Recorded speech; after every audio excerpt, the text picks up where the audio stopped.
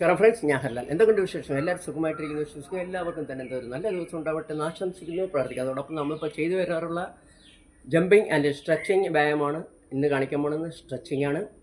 അപ്പോൾ ഏതൊരു വ്യായാമം ചെയ്യുന്ന മുമ്പ് നിങ്ങൾ റണ്ണിങ് അല്ലെങ്കിൽ വാക്കിംഗ് ചെയ്തതിന് ശേഷമായിരിക്കണം ഈ എക്സസൈസ് അല്ലെങ്കിൽ സ്ട്രെച്ചിങ് അല്ലെങ്കിൽ ജമ്പിങ് എക്സസൈസ് ചെയ്യണം. ഇന്ന് കാണിക്കാൻ പോകുന്നത് സ്ട്രെച്ചിങ് ആണ്.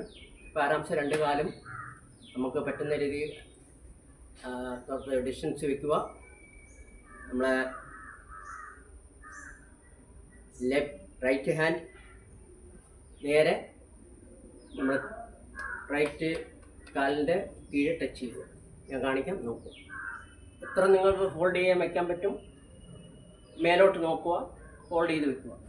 നമ്മളെ കയ്യിൽ വിട്ട് നോക്കുക അല്ലെങ്കിൽ ആകാശത്തോട്ട് നോക്കുക. എത്ര സമയം ഹോൾഡ് ചെയ്ത് വെക്കാൻ പറ്റും അത്ര സമയം വെക്കുക. ആരാംസെ എണ്ണിക്കണം. നെക്സ്റ്റ് സെയിം പ്രസ് ചെയ്യണം.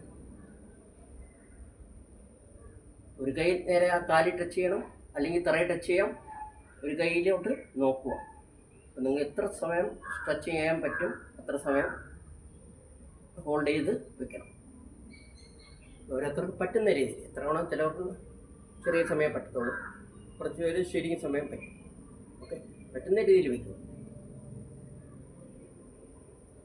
ഓക്കെ, മനസ്സിലായല്ലോ? ഒന്നുകൂടെ കാണിക്കാം. നമ്മൾ മേലോട്ട് നോക്കുക. എത്ര സമയം വയ്ക്കുന്നത് പ്രോപ്പറായിട്ട് ഒരു 2 സെക്കൻഡ് ചെയ്താൽ കൂടി അത് പ്രോപ്പറായിട്ട് ചെയ്യാം. ഓക്കെ,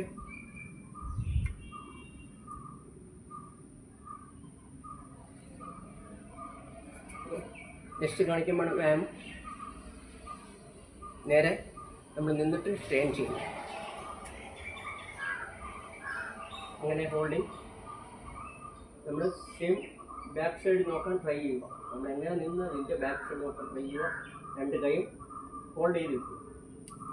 എത്ര സമയം ഹോൾഡ് ചെയ്താൽ വയ്ക്കുക അത്ര സമയം ഹോൾഡ് ചെയ്ത് വയ്ക്കുക. എന്നുവെച്ചാൽ നമ്മളിങ്ങനെ നിന്നിട്ട് സെയിം ടേൺ ചെയ്യുക, ഹോൾഡ് ചെയ്ത് വയ്ക്കുക. ഓക്കെ, ടേൺ ചെയ്യുക, ഹോൾഡ് ചെയ്ത് വയ്ക്കുക, ടേൺ ചെയ്യുക, ഹോൾഡ് ചെയ്ത് വയ്ക്കുക. അപ്പോൾ ഈ 2 വ്യായാമമാണ് ഇന്ന് കാണിച്ചിരിക്കുന്നത്. അപ്പോൾ വീണ്ടും അടുത്തൊരു വീഡിയോ ആയിട്ട് വീണ്ടും വരാം. അതുവരെ എല്ലാവർക്കും വീണ്ടും നമസ്കാരം.